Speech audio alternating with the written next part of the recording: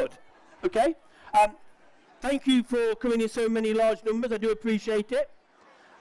My objective is to make this the most important so far 30 minutes of 2016 for you. Okay? Indeed, my objective is to make sure the session I'm going to run is going to help you plan your career, not for 2016 just, but to go way out for the next 5-10 years. So you'll remember Michael Moran and this session 5-10 years from today, okay? That's my objective.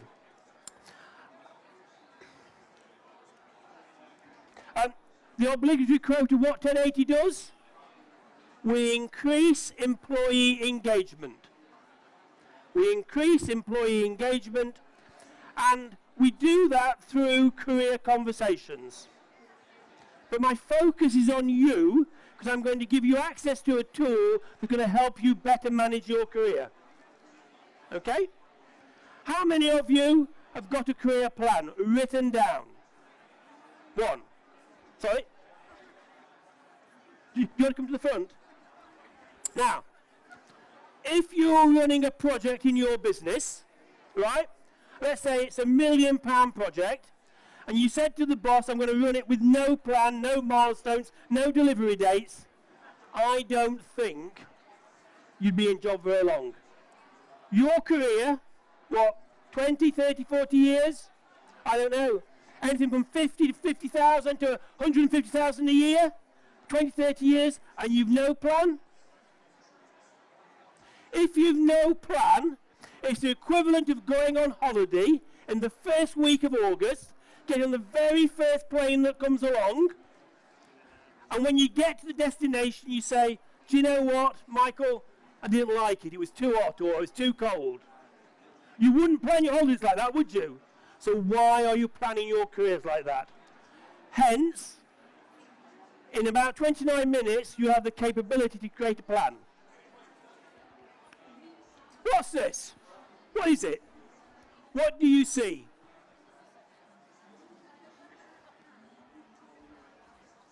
Most people seen the left-hand one, yes? Very famous. You're either looking at an old lady or a young woman, aren't you? And your brain's playing tricks on you, right? What's that? Come on, ladies, what's that? It's a Louis Vuitton shop. Where is it?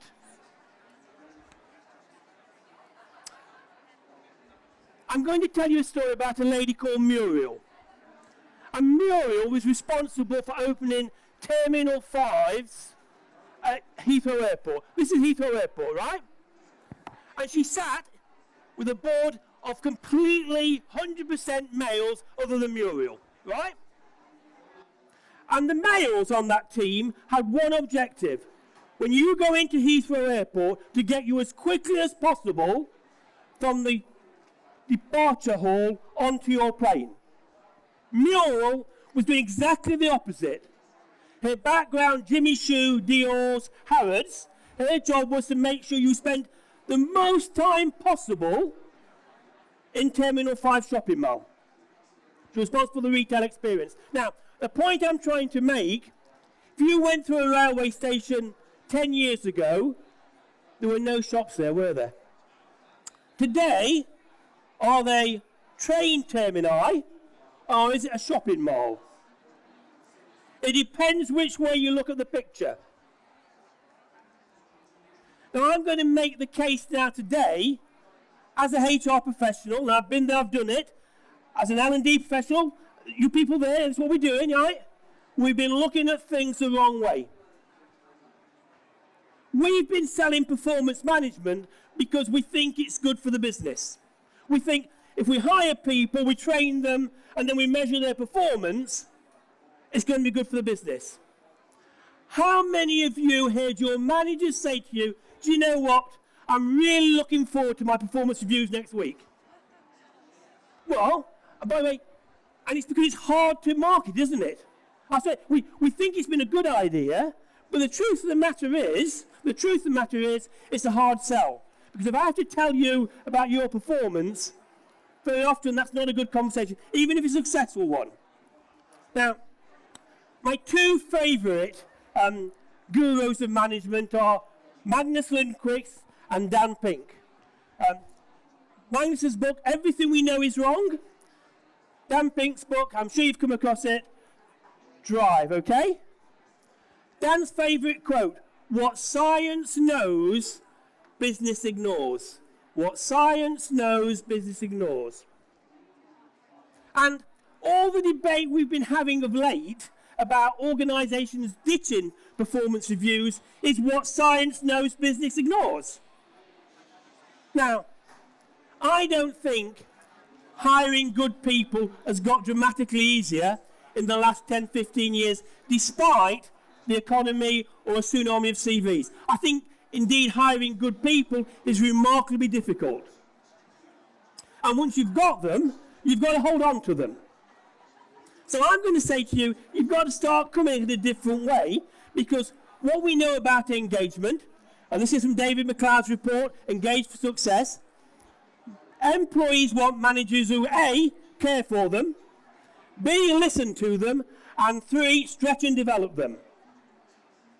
And not only do I want to focus on you and your career, well, I know in the business, if you've got engaged employees, you've got a very profitable business. You've got shareholder value. Or if you're in the public sector, and Engage for Success has got a really interesting stat that shows the level of engagement in hospitals and mortality rates. You won't be surprised to hear organisations with low levels of engagement in hospitals have higher mortality rates. So if you're going down the operating theatre, look at your surgeon very carefully, or the junior doctor, and say, how engaged are they? Now, so I think there's a business case, but there's all a social case for employees. In fact, I truly believe everybody in this room, every employee has an entitlement to a job which is both satisfying and career success. And we've got to change our mindset. We've got to think about, first and foremost, what's important to the employee. Now, going back to the old model, performance reviews, I think we spend too much time looking at what people don't do or don't do well. And if you give me feedback on my presentation and Michael say, Michael, you're crap as a presenter, I don't think it makes me any more motivated. In fact, I think it's demoralising. But that's the model we've been using. HR's greatest invention? Garden leave. Don't have to work, get paid. HR's worst invention? 360-degree feedback. Do you know where it came from? David Clutterbuck, it came from Stalin's Russia, and it was how the workers kept track of supervisors. Now, I'm not saying self-awareness is not important. It really is important. But I'm saying fixated on putting people right isn't motivating. It leads to demotivating conversations. And we've been focusing on the wrong thing. One of our partners' strengths, hope their stats. Focus on somebody's strengths. Performance improvement, 36%. Focus on what they're not doing well, drops by 26%. Hands on heart, how many of you are working in businesses when you're focusing on people's weaknesses? David Rock, really good book, The Brain at Work. He's done some research on Eli Lilly. These are his stats, not mine. In a rating system, even where you got 5 out of 5, I'm the best employee, motivation goes down by 15% across the board.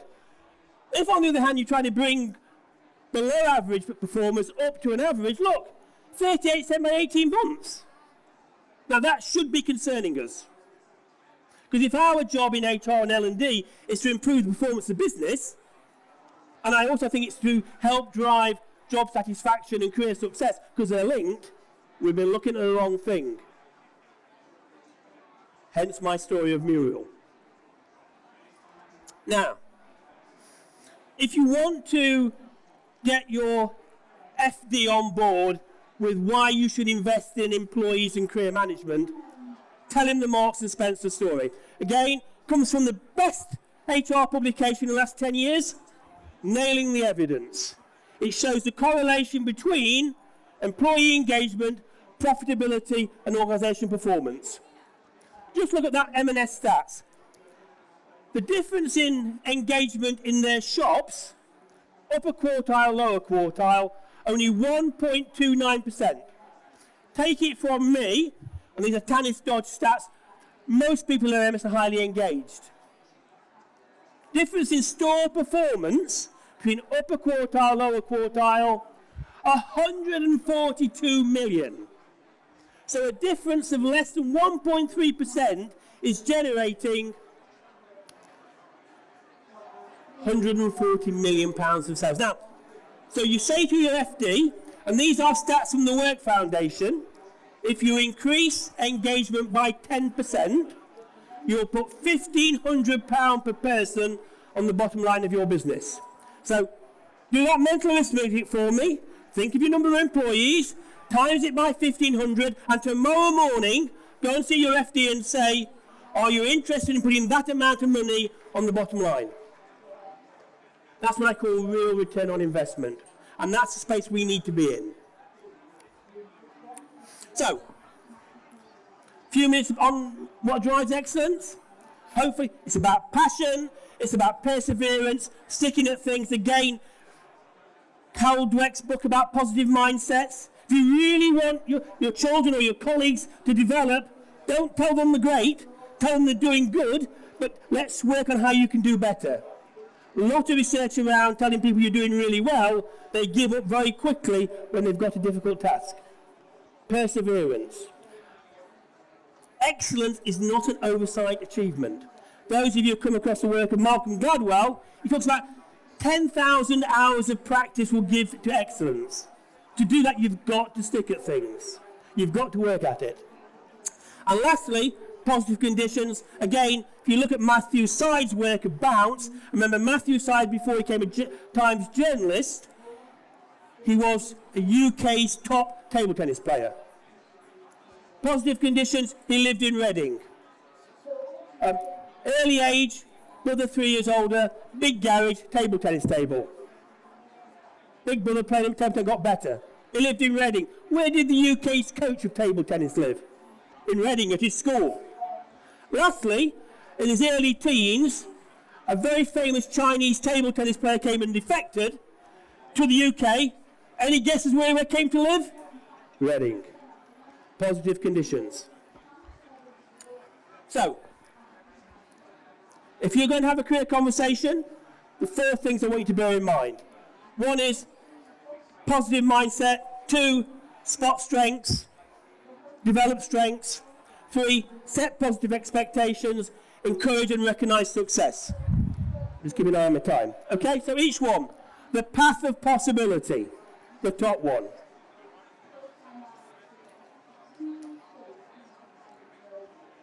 Very, very important. Very important. At the end of the day, it's what I call the law of self-fulfilling prophecies.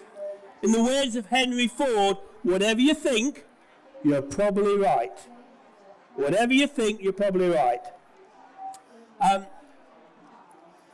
This business of employees wanting to be stretched, now think for yourself, how can I take something I like doing and do more of it, get more out of it? And in HR, for example, running projects, spending time in the line, getting yourself involved in the CIPD, becoming a mentor. Work on those strengths and develop them.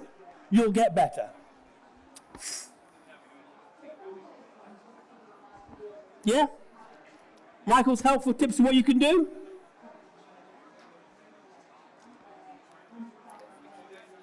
Positive expectations. I come back to whatever you think, you're probably right. There's this big thing around us, you know, if you think you're not good enough, then you won't be good enough. If you think, and by the way, we've done a lot of work, have we not, recently around women and confidence? And one of the big issues is having that, there's difference between male and females. Male, I can do it.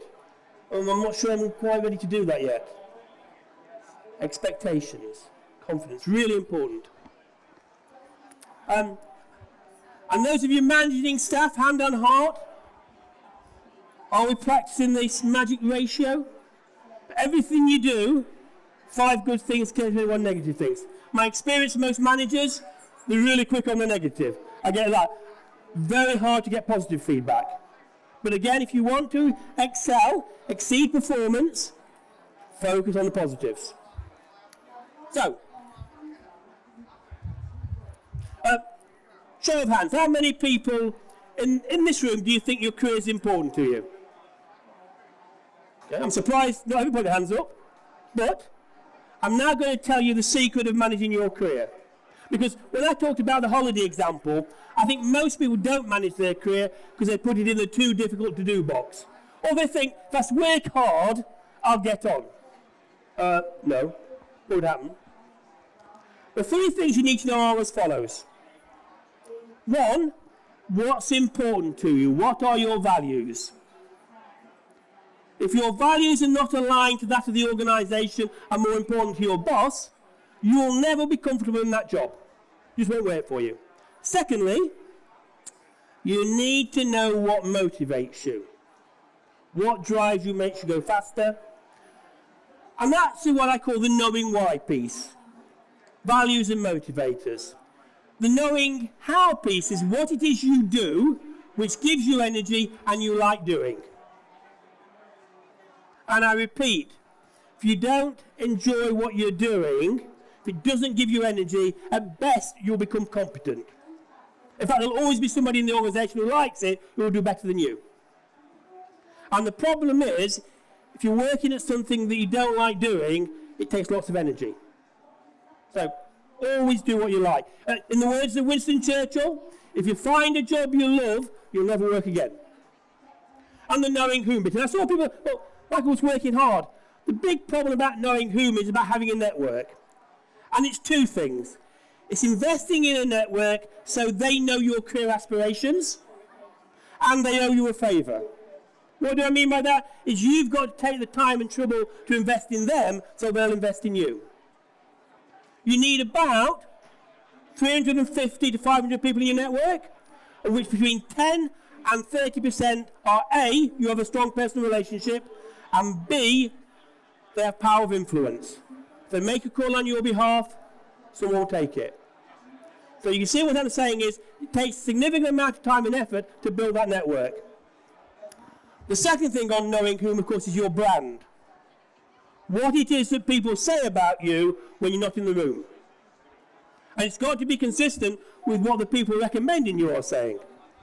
So, and I'm going to give you access to this tool, free access to it, okay? So these are your personal values. These are the very core of you, running through your DNA. Formed in an early stage. If they're not aligned to the organisation of your boss, you're in big trouble. Career values, this is what drives job satisfaction and career success. And if you think of, say, they're in alphabetical order, but you pick your top 3, and you think, oh, today I only score myself 7 for that or 6 for that. The thing to work on is how you can move from 6 or 7 to 10. Discuss it with your boss. Thirdly, those of you familiar with Shine's career anchors, this is what makes you go fast. There's a very famous Czech psychologist whose name I really struggle with, Michael Csikszentmihalyi. I think I've got it right. And he talks about the concept of flow. What he says is, you're so engaged in what you're doing, you don't know time's going past. That's motivation. And you can see under Shine's anchors here, again, there has to be an alignment with what you're doing. You can't set up your own business as an HR consultant and have high scores on security. Not going to work, is it? Really important. Knowing why, now knowing how. The sense of getting a report around what is it I like doing and what I'm good at. And let me point out, anything in the red you need to avoid. If it's more than 10 or 15% of your job, you're in the wrong job. Your core skills are the purple ones. Developmentally, anything that's in the competent green bit, which you like doing, you can get better at. Go back to Guide World, 10,000 hours. You can move those, advising, deciding, designing, to the highly skilled piece. So, why should you take Michael's word for this? Well, first of all, I'm saying that there are really hard numbers benefits for having an engaged workforce, and understanding what's important to people, what motivates them, and what they like doing gives you the handle to crank to engage people. The second thing is, I think most people come to work with a view they want to do a good job. They're looking for job satisfaction. I used to say most organisations in the UK, I remember we're in the relegation zone of engagement scores across Europe, across the world. There's a big sign above the door. What does it read? Leave your brains outside, do as you're told. Okay? We fail to maximise the potential of most of our employees. It's because we don't take the time and trouble to understand what's important to them, what motivates them, and what they like doing. So I think employees want it. I said, go and see your finance director. My second employer is, I think this makes managers' life very easy. When I'm selling this to line managers or training them, I say, how would you like your staff to be 30% more productive? How would you like to take off, say, reduce annual sickness by half? Or how would you like people to stay with you for 18 months longer? Are you interested? I've never heard a manager say no, they're not. So I'm saying, if we take this approach, we focus on individuals and what's important to them, what motivates them and what they like doing, you have a much better business, wherever it is. Well, 10 minutes, right. I can't take questions, but I do want to give you a couple of freebies as well, okay? If I appeared on Mastermind, which I wouldn't, but if I did, managing people's careers would be my expert subject. And indeed, because you told me your career was important to you, I built an app. It's a game of snakes and ladders. It's free at the App Store. It's free on Google Play. And it asks you 8 questions. If you get the answer right, you go up the ladder. Answer wrong, down the snake, but get some free advice. It's called 1080 Career Ladders. I implore you, try it, look at it. The second thing is, again, if your career is important to you, and by the way, I had a long period of garden leave before I set up 1080, so in these hours to play, I wrote this book, The Guide to Everlasting Employability. I repeat, The Guide to Everlasting Employability. Only £9.99 Amazon. Nothing to laugh at. Okay, and the freebie for you is, if you come to our stand on R27 and you capture Liz, wherever Liz is, there she is, we will give you access to the Career Centre so you can find out what your values are, what motivates you, and what your talents is. And one of the team will then, if you want, give you feedback on those reports. It's not a pushy sale. It's there. If you think it's then helpful and it's helping you, I know then you'll take me into your organisation. It's there for you to do. So, thank you very much for listening to me. I hope I've put some seeds there as to what you should be doing in 2016. My key messages: let's focus as a profession on strengths. You focus on strengths. That ROI of employee engagement is really, really important. I now say to you, if you watch the stock market, look at employee engagement scores now and look at share price in 18 months. There's a huge correlation of it. Read Nailing the Evidence. So if you're struggling to get things into your organisation, take that to the CEO, take it to the FD. My 4 principles of career conversations: about positive mindsets, about recognition, yeah? About having a high level of expectation, stretching and developing your gut selves, yeah? And if you want the slides, we'll send them to you. And lastly, if you are going to manage your career, spend time on it and reflect on what's important to you, what motivates you, and what you like doing. Thank you for listening. Enjoy the conference.